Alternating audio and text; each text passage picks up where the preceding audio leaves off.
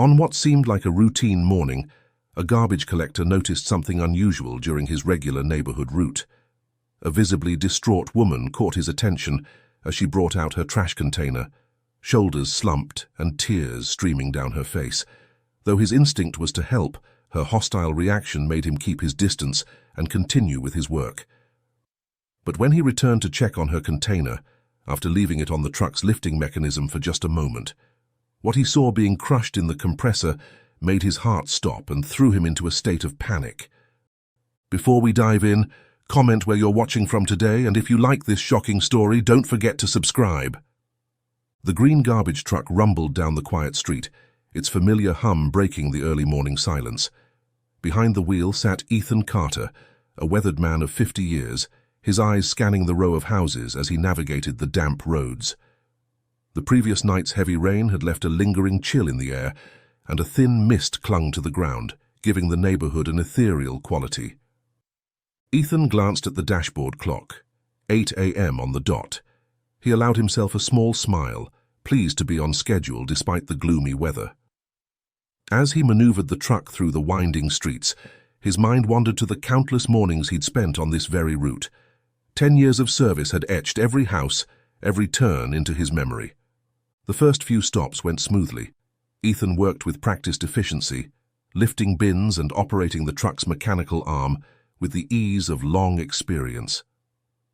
The routine was comforting, a constant in a world that seemed to change more rapidly with each passing year. As he approached House B8, however, something caught his attention. Raised voices drifted from the direction of House B9, growing louder as he drew nearer. Ethan frowned, his hands tightening on the steering wheel. He wasn't one to pry into others' affairs, but the anger in those voices was hard to ignore.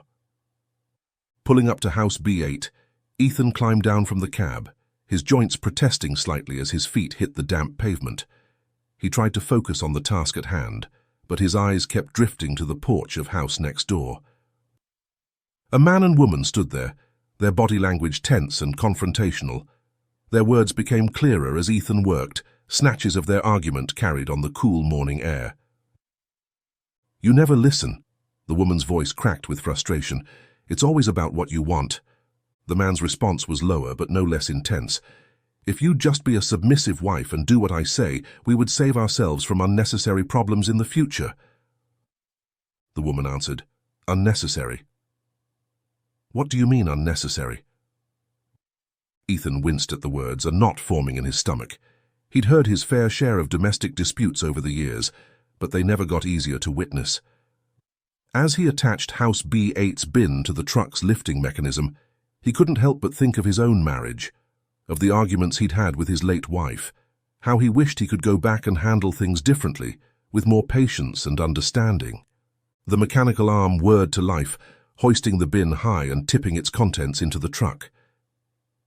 Ethan detached it and returned it to its place, all the while acutely aware of the escalating tension next door.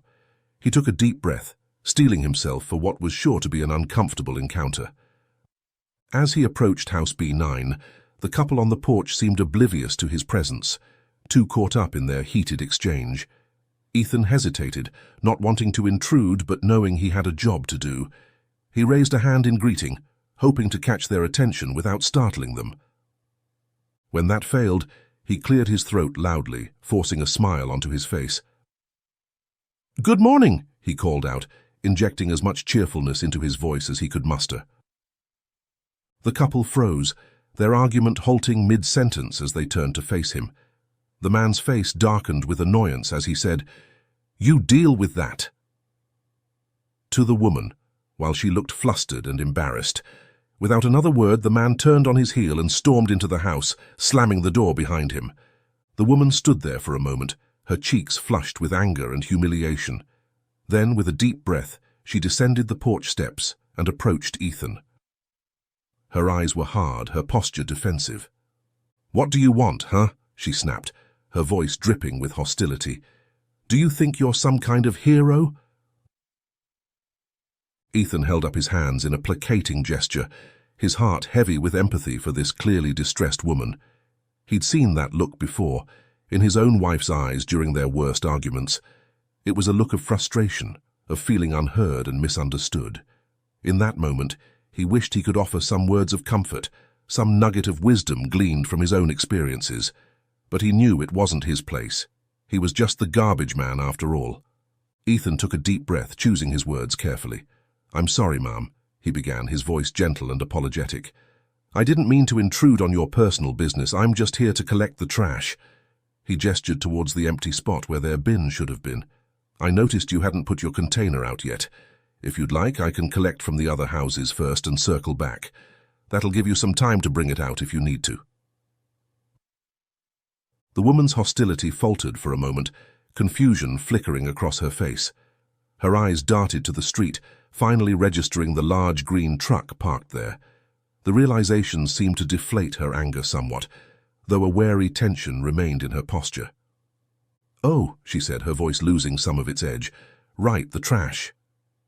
She ran a hand through her disheveled hair, looking suddenly tired. "Yes, I forgot to put it out, thank you." Ethan nodded, offering a small smile. "No problem at all. I'll be back in a few minutes, okay?" The woman nodded absently, already turning towards the side of the house. "I'll get it out," she muttered, more to herself than to Ethan. As he walked back to his truck, Ethan couldn't shake the feeling of unease that had settled over him. Something about this one felt different. Maybe it was the raw anger in their voices, or the defeated slump of the woman's shoulders as she walked away. Whatever it was, it left a bitter taste in his mouth. Climbing into the cab, Ethan started the engine and pulled away from House B9. As he made his way down the street, his mind wandered back to his own marriage. He and his wife had their good share of arguments over the years, but they'd always managed to work things out. Now, with her gone, he'd give anything to have one more chance to tell her how much she meant to him. The familiar routine of his job provided a welcome distraction from his melancholy thoughts. House after house, bin after bin, Ethan went through the motions with practiced ease. But as he worked, he couldn't help but notice the changes that had crept into the neighborhood over the years. Where once there had been well-maintained lawns and friendly faces, now he saw overgrown yards and drawn curtains. The cheerful good mornings he used to exchange with residents had become increasingly rare, replaced by wary glances and hurried retreats indoors. It wasn't just the physical appearance of the place that had changed either. Ethan had watched as poverty and addiction had slowly taken root, transforming what was once a thriving community into something darker and more desperate. The evidence was there in the trash he collected: more empty bottles, more discarded needles, more signs of lives falling apart. As he worked his way through the neighborhood, Ethan found himself reflecting on the couple from House B9. Their argument played over in his mind, and he couldn't shake the image of the woman's face. The anger, the frustration, the hint of fear in her eyes. Something about her reminded him painfully of his late wife, though he couldn't quite put his finger on what it was. Maybe it was the way she held herself, shoulders tense and chin lifted defiantly. Or perhaps it was the flash of vulnerability he'd seen beneath her anger. Whatever it was, it stirred up memories and emotions Ethan had thought long buried. Before he knew it, he'd finished his round of the other houses. With a sigh, he turned the truck around and headed back towards House B9. As he approached, he found himself hoping that things had calmed down, that he'd find the bin waiting for him without any further drama. But as he pulled up in front of the house, his heart sank. The spot where the bin should have been was still empty, and there was no sign of the woman. Ethan glanced at his watch, knowing he was already running behind schedule. He should just move on, he told himself. It wasn't his problem if they didn't get their trash out in time, and yet he couldn't bring himself to leave. Something about the situation didn't sit right with him. With a resigned sigh, he climbed down from the cab and made his way towards the house. Ethan approached the walkway of House B9 with a growing sense of unease. The silence that had replaced the earlier argument was somehow more unsettling than the shouting had been. He cleared his throat and called out, "Hello, I'm back to collect your trash." His voice echoed in the still morning air, met only by silence. Ethan shifted his weight from foot to foot, debating what to do next. He checked his watch again, acutely aware of how far behind schedule he was falling. Maybe he should just leave a note and move on. Just as he was about to turn away, a faint sound caught his attention. The distant rumble of wheels on pavement grew steadily louder. Ethan held his breath, hoping to see the woman emerge with the trash bin. She finally appeared, clothed in her rain jacket, pushing the container around the corner of the house. Ethan's relief at her arrival quickly turned to concern as he got a better look at her. Her eyes were red and puffy, tear tracks still visible on her cheeks. Her shoulders were slumped, her movements slow and weary, as if the simple act of rolling out the trash bin had drained all her energy. Ethan's heart ached at the sight. He wanted to say something, to offer some word of comfort or support, but he knew it wasn't his place. Still, he couldn't help but ask, "Is everything okay, ma'am?" The woman's eyes flickered up to meet his for a brief moment, before dropping back to the ground. She gave a curt nod but said nothing, her silence speaking volumes. As she pushed the bin towards him, Ethan noticed her hands trembling slightly. Swallowing hard against the lump in his throat, Ethan took the bin from her. He attached it to the truck's lifting mechanism, watching as it rose and emptied its contents into the compactor. The woman stood by silently, her arms wrapped tightly around herself as if warding off a chill only she could feel. As soon as the bin touched the ground again, she grabbed it and began wheeling it back towards the house. Ethan opened his mouth to say something, what he wasn't sure, but she was already retreating, her back to him as she hurried away. Ethan stood there for a moment, watching her disappear around the corner of the house. The whole encounter had left him feeling unsettled and vaguely guilty, though he couldn't have said why. With a heavy sigh, he made his way back to the truck. Once in the cab, Ethan activated the compactor, listening to the familiar grind of machinery as it crushed the newly collected trash. He used the moment to collect his thoughts, trying to shake off the melancholy that had settled over him. Almost without thinking, he pulled out his phone and opened a web browser. His fingers hovered over the keyboard for a moment before he typed in the name of the neighborhood. As the search results loaded, Ethan's heart sank. Page after page of news articles filled the screen, each one more depressing than the last. Reports of rising crime rates, drug busts, and declining property values painted a grim picture of the area's decline. Ethan scrolled through the headlines, a growing sense of sadness washing over him as he read about the community he'd served for so long. One article in particular caught his eye, a piece about the increasing rates of domestic violence in the neighborhood. Ethan's mind immediately went to the couple from House B9, and he felt a chill run down his spine. Suddenly aware of how cold he felt, Ethan zipped his green vest up to his neck. He closed the browser on his phone, telling himself that was enough negativity for one morning. But the uneasy feeling in the pit of his stomach remained, a nagging sense that something wasn't right. The compactor finished its cycle, the sudden silence jolting Ethan out of his thoughts. A nagging feeling tugged at the corners of his mind. Something felt off. The compactor had finished its cycle faster than usual, which could mean a jam or some other mechanical issue. He set his now cold coffee aside and climbed out of the cab to check on the back of the truck. Rounding the corner of the truck, Ethan's eyes widened in surprise. Scattered among the usual detritus of household waste were items that seemed jarringly out of place. Brightly colored baby toys peeked out from beneath crushed cardboard boxes. Unopened packages of diapers, their plastic wrapping still intact, lay crumpled and torn.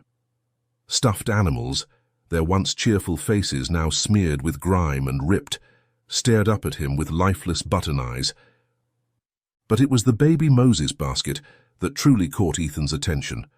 Unlike the other items, which had been destroyed by the compactor's powerful mechanism, the basket had survived relatively intact. Its sturdy construction and larger size had prevented it from slipping fully into the press.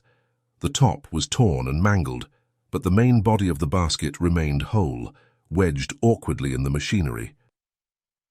Ethan's heart raced as he reached for the basket, carefully extracting it from the press. As he pulled it free, he noticed something tucked inside, a baby blanket, miraculously unscathed amidst the destruction. With trembling hands, he unfolded the soft fabric, revealing a name delicately stitched into one corner. Milton. A lump formed in Ethan's throat as he ran his fingers over the embroidered letters. These weren't just random items, they were the carefully chosen belongings of an expected child. Ethan's mind raced, trying to make sense of what he was seeing. Why would someone throw away all these new baby items? Had there been a miscarriage, a change of heart? Or was there a darker explanation lurking beneath the surface? He knew he shouldn't get involved in other people's private matters. It wasn't his job to question what people chose to discard. And yet, he couldn't shake the feeling that something was terribly wrong. The argument he'd witnessed earlier, the tears on the woman's face, and now these discarded baby items, it all added up to a picture that made his stomach churn with unease. Before he could talk himself out of it, Ethan found himself gathering up the intact items, the Moses basket, the blanket, a few of the less damaged toys. He couldn't bear the thought of leaving them in the trash, not when they might hold answers to the questions swirling in his mind. As he carried the items back towards House B9, Ethan's thoughts drifted to his own past. He and his wife had wanted a child so desperately, had tried for years without success. When they finally did conceive, their joy had been overwhelming. But that joy had turned to ashes in their mouths when complications arose in the 6th month of pregnancy. Ethan could still remember the sterile smell of the hospital, the beeping of machines, the look of devastation on his wife's face when they were told their daughter hadn't survived. The surgery to save his wife had been expensive, draining their savings and leaving them in debt. And in the end, it hadn't been enough. He'd lost them both, his unborn child, and the love of his life. The weight of the baby items in his arms seemed to grow heavier with each step, a physical reminder of all he had lost. Ethan blinked back tears, his heart aching for the family he'd never had the chance to build. He'd never remarried, never fully recovered from the double blow of losing his wife and child. The financial strain had been the final nail in the coffin of his dreams, leaving him to face a future far different from the one he'd once imagined.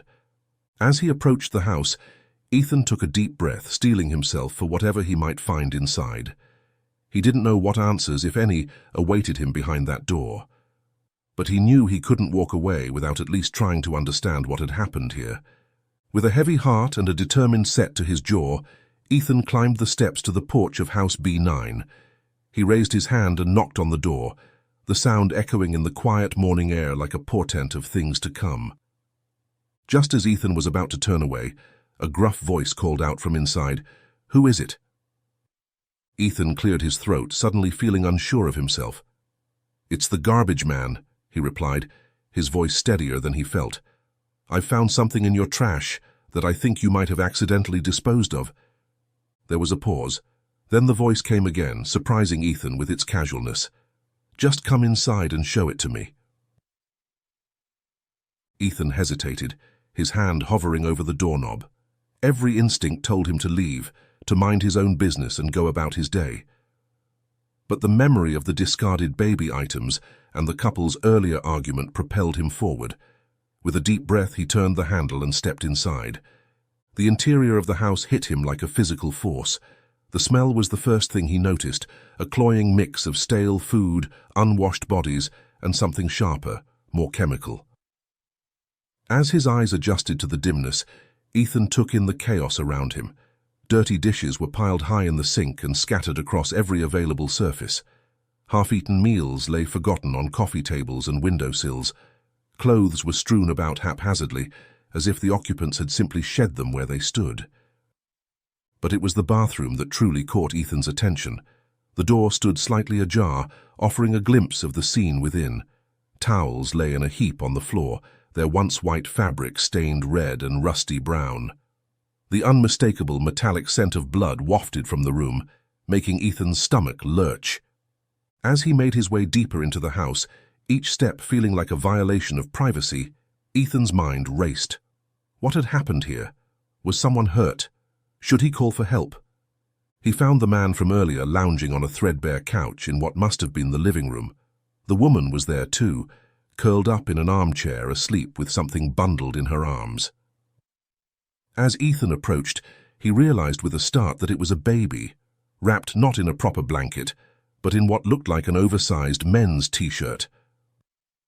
The man cleared his throat loudly, startling Ethan out of his observations. Well, he demanded, his tone impatient. What did you find? Ethan blinked, suddenly remembering the items he carried. Oh, right, he said, holding out the Moses basket and stuffed animals. I found these in your trash. I thought maybe you'd thrown them out by mistake, especially since— He trailed off, gesturing vaguely towards the baby. The man's face darkened, anger flashing in his eyes. I thought it was something important, he spat. You shouldn't be going through our trash. Get out of here before I report you to your company. Better yet, maybe I'll call the cops. Ethan took a step back, holding up his hands in a placating gesture. I'm sorry, he said quickly. I didn't mean to intrude. I was worried, that's all. He glanced at the woman and the baby again, unable to keep the concern from his voice as he added, Is everything okay here? I couldn't help but notice the blood in the bathroom. Do you need me to call a doctor? The man surged to his feet, his face contorted with rage. He jabbed a finger towards the door, his other hand waving in a shooing motion. Get out, he yelled. Now! As Ethan looked up at the man, he couldn't help but notice the telltale signs of drug use, dilated pupils, a sheen of sweat on his forehead, despite the coolness of the weather after the rain. His gaze darted to the woman on the sofa, taking in her drowsy look even as she slept and the way she clutched the baby to her chest. In the midst of the coffee table was a set of drug utensils. With a heavy heart, Ethan realized the gravity of the situation. These weren't just new parents struggling with the challenges of a newborn. This was something far more dangerous, far more tragic. He knew he should leave, knew he was putting himself at risk by staying. But the thought of that innocent baby in the midst of all this chaos made his chest ache. Slowly, reluctantly, Ethan began to back towards the door. His mind was already racing, trying to figure out what to do next. He couldn't just walk away, not now that he knew what was happening in this house. Ethan cast one last glance at the woman and child before he exited the front door into the morning light. The baby stirred in its makeshift blanket, letting out a soft whimper. The sound seemed to echo in the stillness of the house, a plaintive cry for help that Ethan knew he couldn't ignore. As Ethan stumbled out of the house, his mind reeling from what he'd just witnessed, a gust of cool air hit his face. It was a stark contrast to the stifling atmosphere inside, and it helped clear his head somewhat. But the clarity brought with it a crushing weight of responsibility. It was only when he reached the relative safety of his vehicle that Ethan allowed himself to truly process what he'd seen. The pieces of the puzzle were falling into place now, forming a picture that made his heart ache. Ethan's hands shook as he reached for his phone. He knew what he must do, even as a part of him rebelled against the idea of getting involved. But he couldn't shake the image of that baby from his mind. How could he live with himself if he walked away now? With a deep breath, he dialed 911. The dispatcher's voice was calm and professional as Ethan stumbled through his explanation. He identified himself as a garbage collector, described what he'd seen in the house, and emphasized the presence of the newborn baby in what he believed to be a dangerous environment. Please, he found himself saying, his voice cracking slightly, you need to send someone to check on them. That baby, I don't think he's safe there. The dispatcher assured him that officers would be dispatched to the address. As Ethan ended the call, he felt a mix of relief and anxiety wash over him. He'd done the right thing, hadn't he? But what if he was wrong? What if he'd just made things worse? Before he could dwell on these thoughts, his phone rang again. This time it was his supervisor at the waste management company.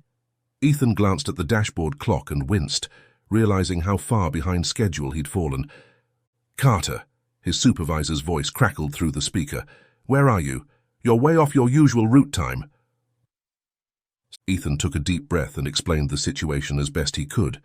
To his relief, his supervisor seemed to understand the gravity of the situation. You did the right thing, Carter, he said after a moment. Look, we'll send another truck to cover the rest of your route. You stay there until the police arrive, okay? And then come back to the station after you completed your route in Block C as you drive past through it. Yes, just that one. We'll cover the rest. And Carter, we'll need a full report on this. Gratitude washed over Ethan. Thank you, he said, his voice thick with emotion. I appreciate your understanding.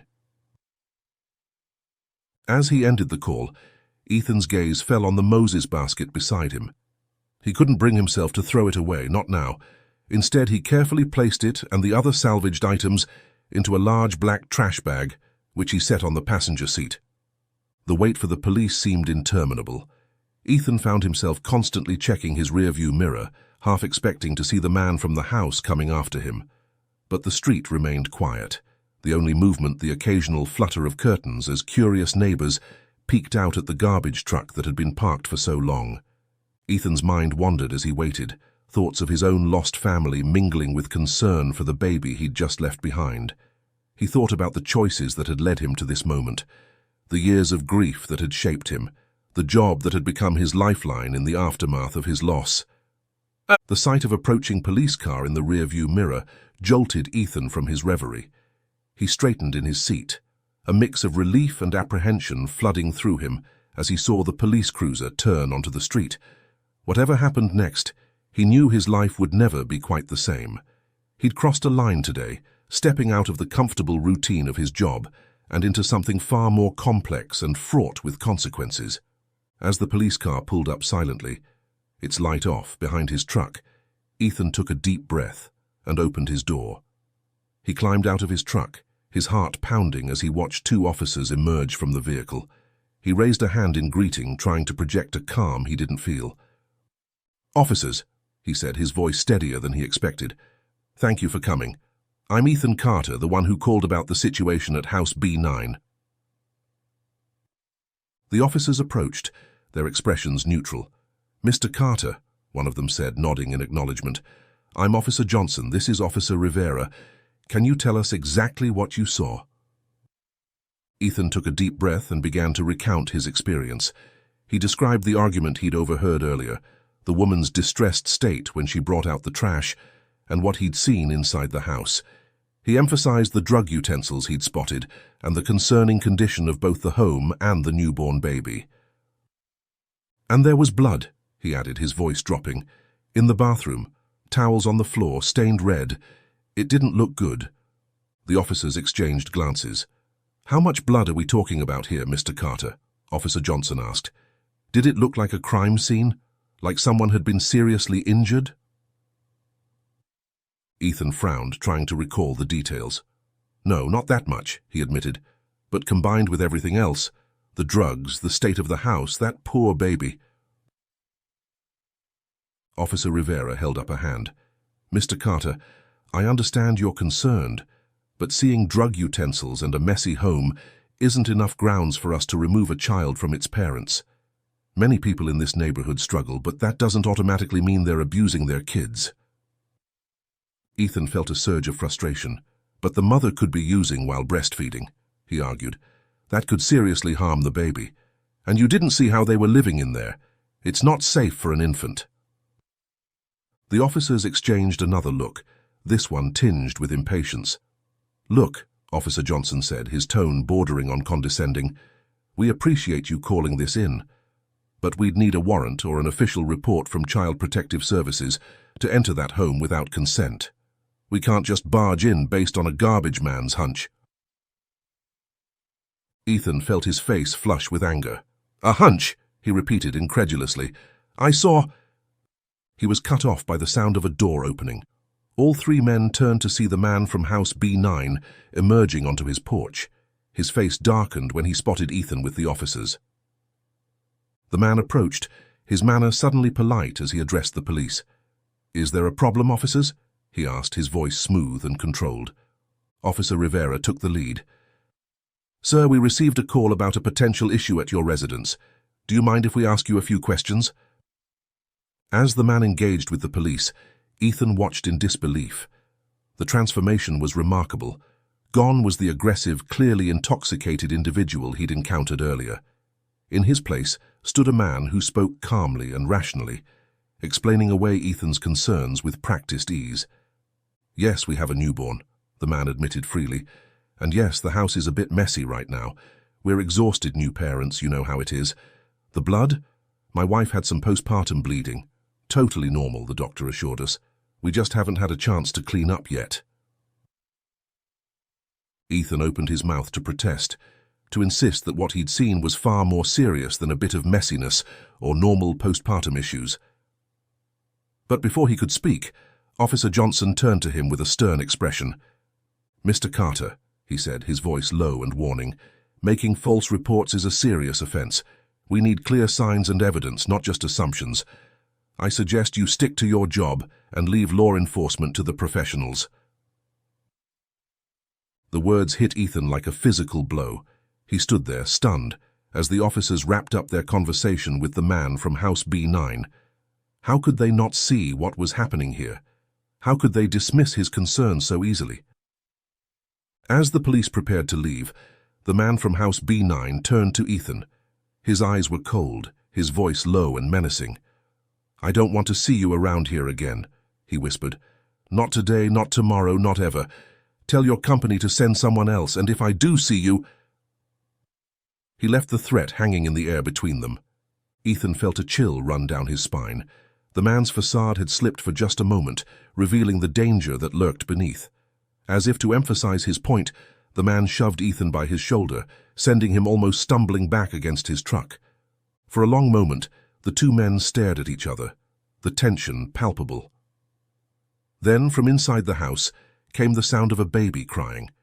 Without another word, the man turned and went back inside, leaving Ethan alone with his fears and frustrations.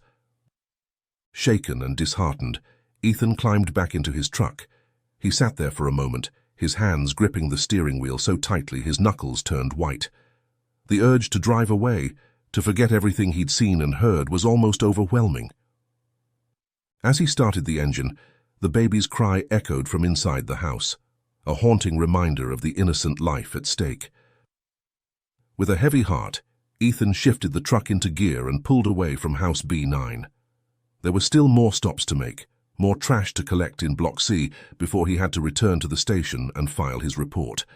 His mind was already racing, searching for the right words to explain his delay to his superior. Ethan's truck rumbled down the street of the next block, the familiar hum of the engine and the clatter of the hydraulic lift offering little solace to his restless mind. Though he continued his route, dutifully collecting trash from the houses in Block C, which was just around the back of Block B, his thoughts remained anchored to the unsettling scene at the previous house. As he worked, going through the motions of attaching bins to the truck's mechanism and returning them to their places, Ethan found himself constantly glancing back towards Block B.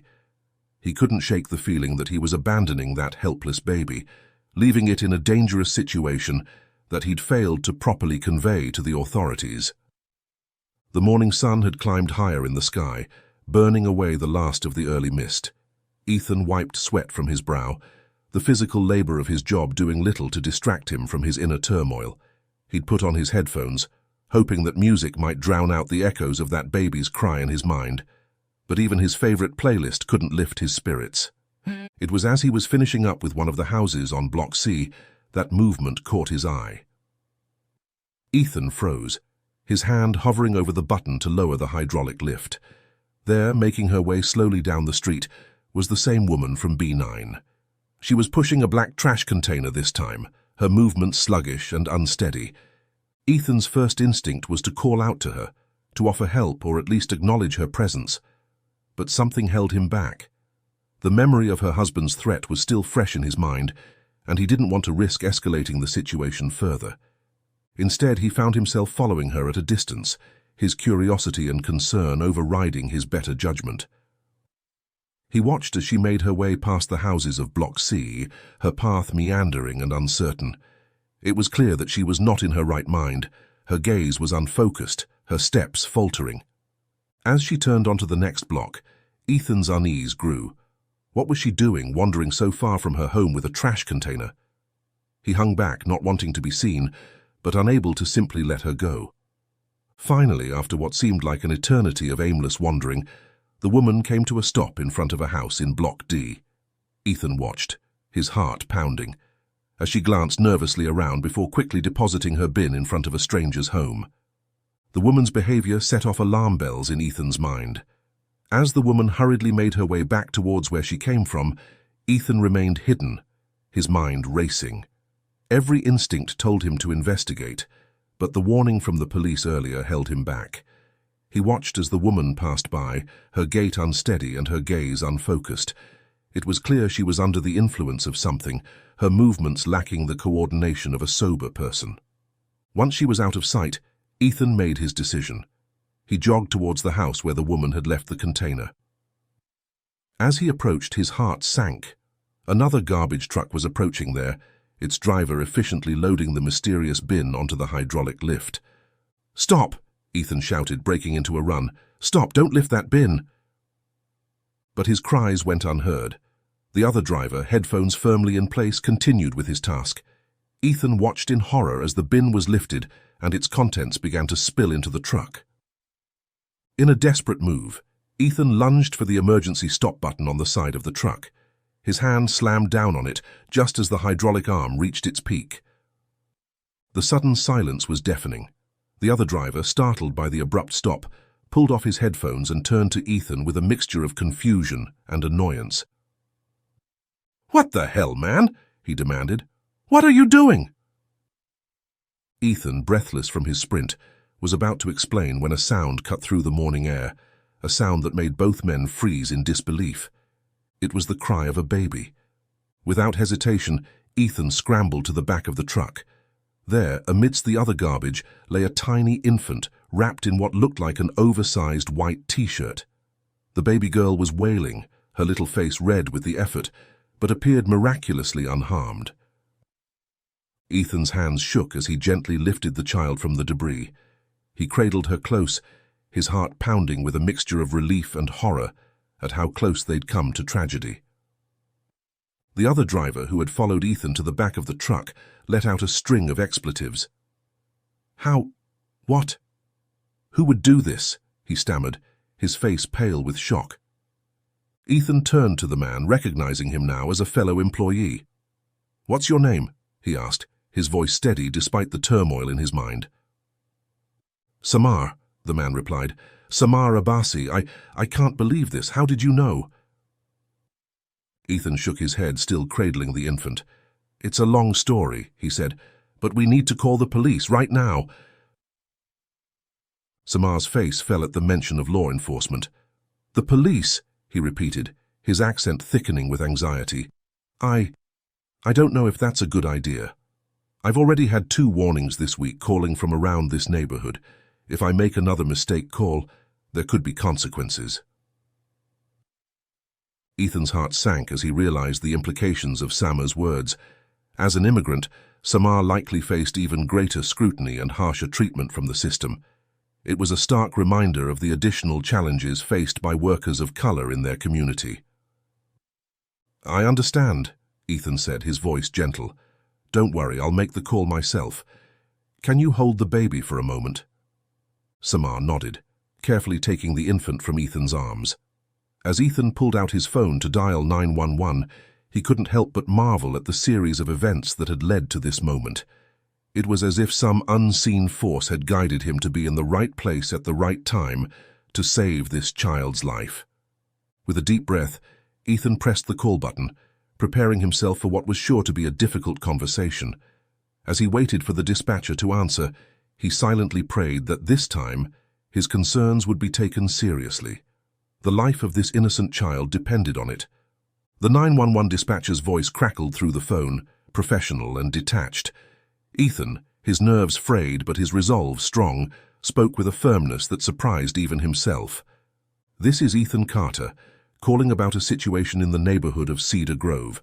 I need you to send officers immediately, and I mean competent officers who will take this seriously. My earlier report was dismissed, but the situation has escalated." The dispatcher, sensing the urgency in Ethan's voice, asked him to explain the situation. Ethan quickly summarized the events, from his initial concerns at House B9 to the discovery of the baby in the garbage truck. His voice shook slightly as he described finding the infant, but he pushed through, emphasizing the immediate danger the child had been in. "I understand, Mr. Carter," the dispatcher said, her tone more engaged now. "We'll dispatch officers to your location right away. Please keep your phone on and stay where you are." Ethan agreed. He kept the call on, holding to his phone with a mixture of relief and apprehension. He turned back to Samar, who was gently rocking the baby girl in his arms. The child had quieted somewhat, her cries reduced to soft whimpers. "They're sending someone," Ethan said, running a hand through his hair. "Let's hope they take this seriously this time." The wait for the police felt endless. Ethan had recounted the entire story to Samar, paced back and forth, yet they still hadn't arrived. His mind buzzed with questions and concerns, each one more pressing than the last.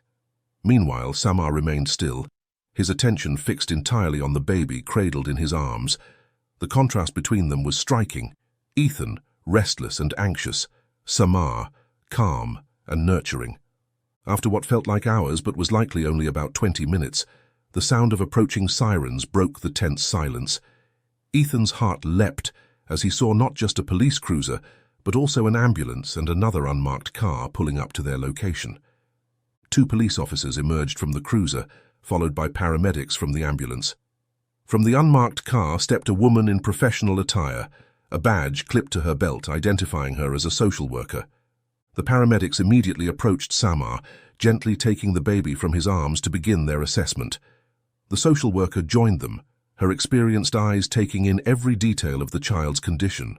One of the police officers, an older man with graying hair and kind eyes, approached Ethan. "I'm Detective Stephen Ruiz," he said, his voice carrying a note of authority tempered with compassion. "Can you walk me through what happened here?"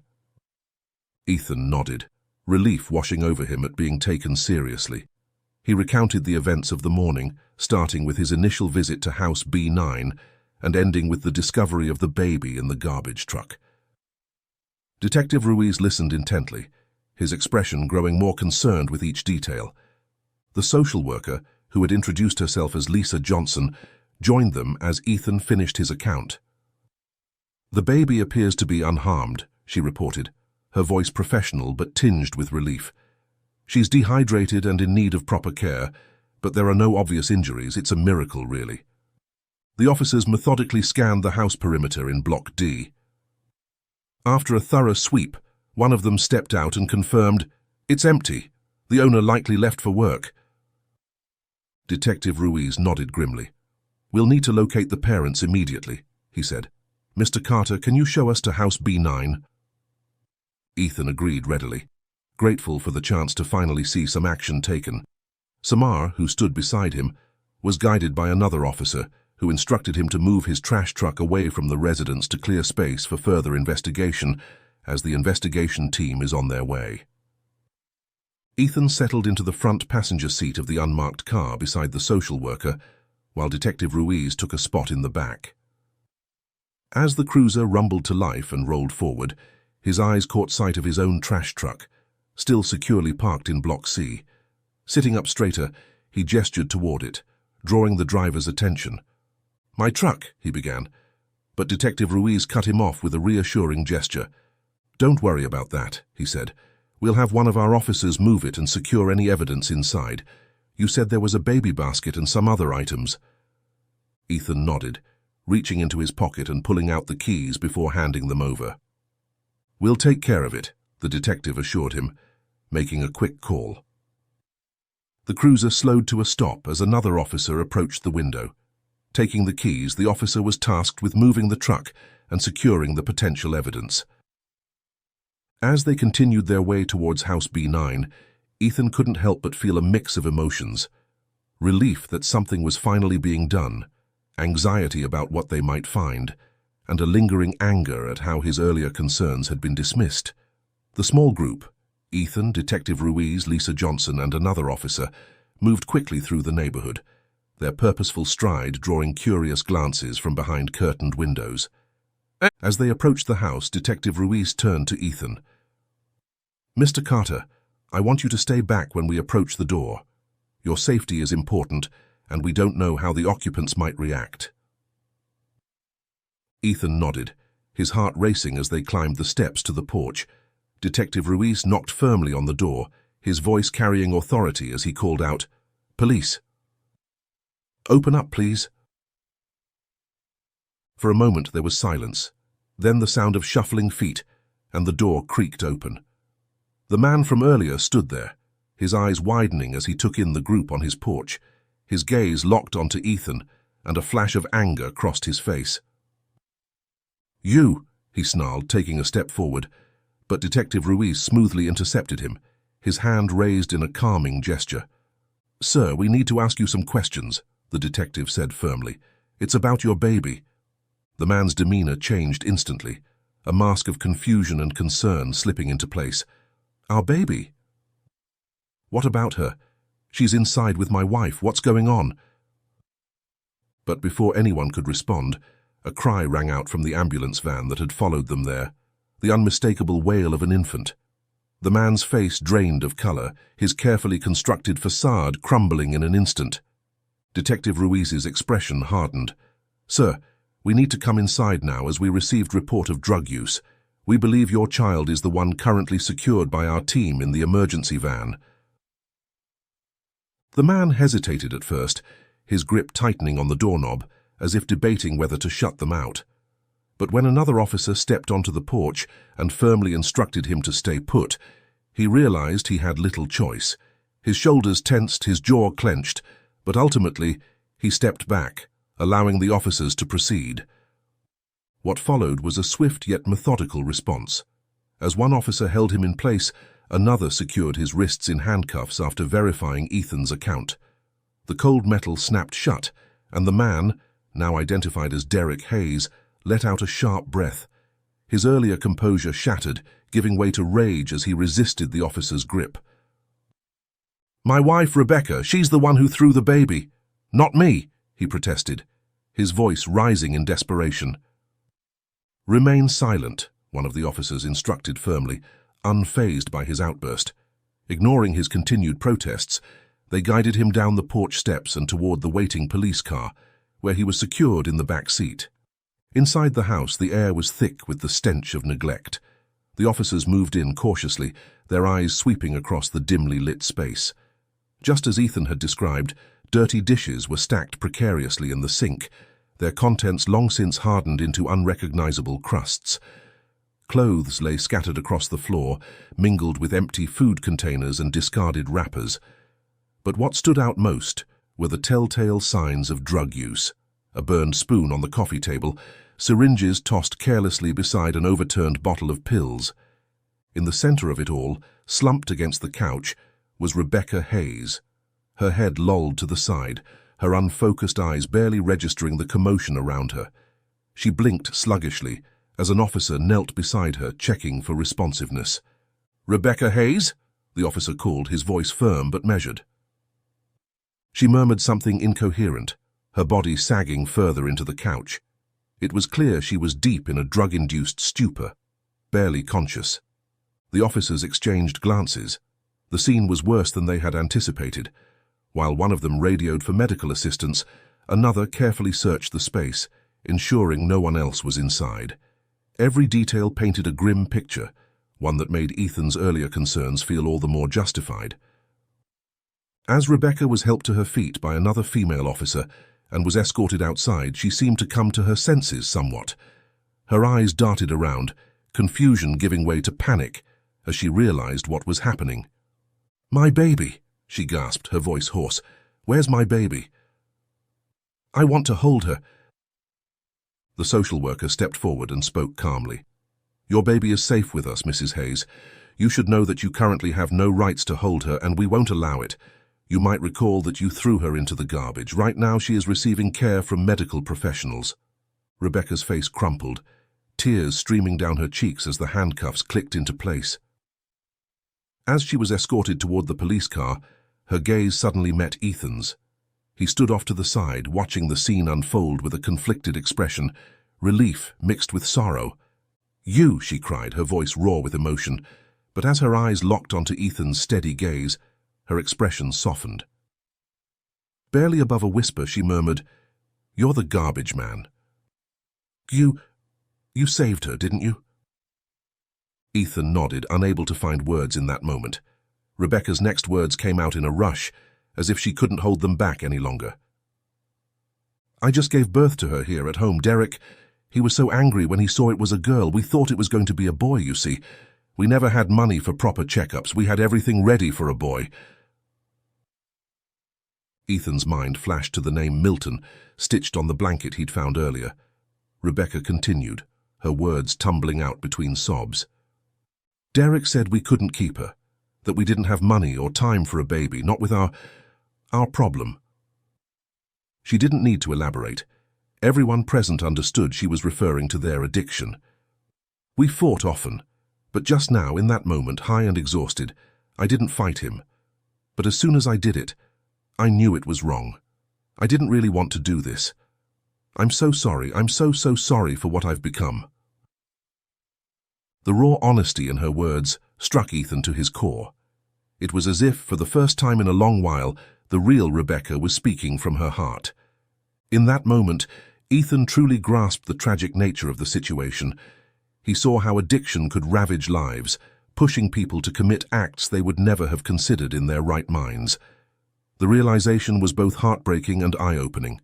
The social worker stepped forward, her voice gentle but firm. "Rebecca, I want you to know that there will be a trial," she explained. "Given the severity of your actions, the court may offer rehabilitation as part of a plea deal, rather than sentencing you to long-term prison. But this depends on you showing a genuine desire to change and recover." Rebecca nodded, tears streaming down her face as Lisa continued. "Child Protective Services can recommend state-funded rehab programs to help you recover. Your baby will be cared for and kept safe. If you commit to recovery, you can begin the process of reuniting with your child. There are programs and resources available to support you through this journey." "I promise," Rebecca said, her voice stronger now. "I promise I'll change. I want to be better for her. This isn't who I am. Who I was," she said, her words tumbling out. "I grew up in a good family. I had dreams, I wanted to be a nurse." Ethan and the others listened intently as Rebecca continued. "Then I met Derek. At first it was just partying, but then the drugs became our escape, from money problems, from our failures. When I got pregnant, I tried to get clean, I really did. I thought being a mother would save me." Her voice broke as she recalled, "But after giving birth at home, it was all too much, the stress, the withdrawal, Derek's hatred toward the girl, that we should get rid of the problem. And in that moment, high and exhausted, I believed him." Rebecca's eyes met Ethan's, filled with remorse and shame. "I never thought I'd be the kind of person who could abandon their child." "Let's hope the court listens to your plea, Mrs. Hayes," the officer replied, guiding her toward the social worker's car. She entered in without a fight. Ethan stood rooted to the spot, overwhelmed by the tragedy of it all. He watched as the woman who had nearly thrown away her child was taken away, heading towards what he hoped would be a chance at redemption. Detective Ruiz turned to Ethan, notepad in hand. "You did good, Mr. Carter," he said, his voice sincere. "You saved that little girl's life today. We're going to need a full statement from you. Would you be willing to come down to the station later today?" Ethan nodded, his voice hoarse as he replied, "Of course. I'll come as soon as I've returned the truck to the company." As if on cue, another officer approached, holding out Ethan's truck keys. "We've secured the evidence from your vehicle, sir," the officer said. "The basket and blanket have been logged and will be part of the investigation." Ethan took the keys, their familiar weight grounding him in the surreal moment. He glanced at his watch, surprised to see it was already midday. The morning's events had seemed to stretch on for an eternity. As he made his way back to his truck, Ethan's mind was a tumult of thoughts and emotions. The midday sun beat down on him, a stark contrast to the cool, misty morning that felt like a lifetime ago.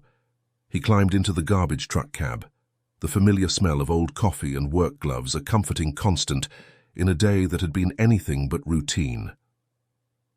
Starting the engine, Ethan couldn't help but reflect on the strange twists of fate that had led him to this moment. He thought of his own lost family, the wife and daughter he never got to meet. For years, that loss had been a weight on his soul, a constant reminder of what might have been. But today, somehow, he felt as if his wife's spirit had been with him, guiding him to save another baby girl from a tragic fate. It wasn't the same, of course. Nothing could ever replace the family he'd lost. But in this small act of heroism, Ethan felt a sense of purpose he hadn't experienced in years. As he drove through the neighborhood, navigating the familiar streets that had been his route for so long, Ethan's thoughts turned to Rebecca Hayes. Her story had touched something deep within him. The desperation, the regret, the glimmer of maternal love that had survived, even through the haze of addiction. He hoped, for her sake and for the sake of her daughter, that this would be a turning point. Recovery wouldn't be easy. Ethan knew enough about addiction to understand the long, difficult road that lay ahead for Rebecca. But he also knew the power of second chances, of the human capacity for change and growth. Ethan allowed himself to imagine a future where Rebecca, clean and sober, would be reunited with her daughter. It was a long shot, he knew. The system was often unforgiving, especially to those who had made such grave mistakes. But he couldn't help but hope for a happy ending to this story. As he pulled into the waste management company's lot, Ethan took a deep breath, steeling himself for the questions and paperwork that awaited him. His supervisor was waiting, concern etched on his face.